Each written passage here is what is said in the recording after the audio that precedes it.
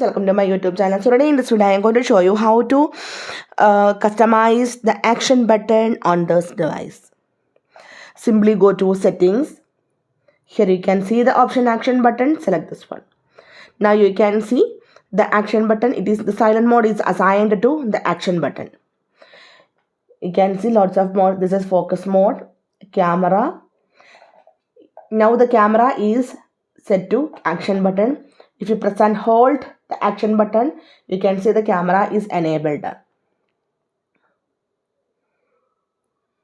Okay. Torch, voice memo, recognize music, translate. Now you can see the translate is assigned to action button. Now press and hold the action button. Now you can see the translate is on. Again you can change. You can see controls, accessibility, shortcut. Now the action button is disabled.